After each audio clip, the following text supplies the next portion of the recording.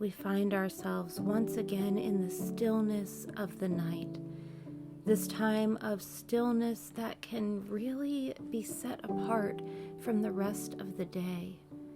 You see, oftentimes when the sun is up, when we're moving about, we can be filled with so many distractions. Distractions that can keep our minds off of our troubles, or can keep our minds off of God and His goodness. In this time, we face a different kind of distraction. It's not the busyness, it's not the noise or the movements. The distraction comes in the form of our thoughts. Thoughts that may be challenging us to get back to sleep. The stillness awakens our worries. Instead, let us pivot in this stillness into the Word of God, into His comfort, His blessing, so that we can pivot our bodies back into a state of joyful rest. Let's hear the words of Psalm 3. Psalm 3, reading from The Voice. Eternal One, my adversaries are many, too many to count. Now they have taken a stand against me. Right to my face they say, God will not save you.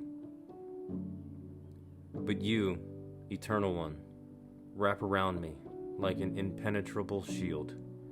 You give me glory and lift my eyes up to the heavens. I lift my voice to you, Eternal One, and you answer me from your sacred heights. I lie down at night and fall asleep. I awake in the morning, healthy, strong, vibrant, because the Eternal supports me. No longer will I fear my tens of thousands of enemies who have surrounded me.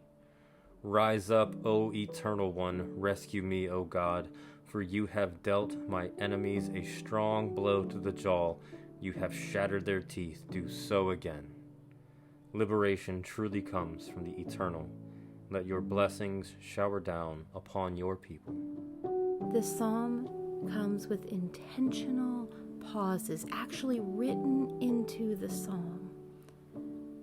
These pauses are meant for us to stop, take a breath, and reflect on the message of each passage. So we heard in the psalm this feeling of feeling surrounded, of being mocked by others who say, yeah, come on, is God actually going to be able to deliver you out of this situation? And there's a pause there. So in this moment, pause and pour out before God all those worries that you have, the questions that you have about God. How are you going to save me from this? But then we hear the message that God is our shield. God is our shield and bestows glory on us. So we cry out to God, but He answers us.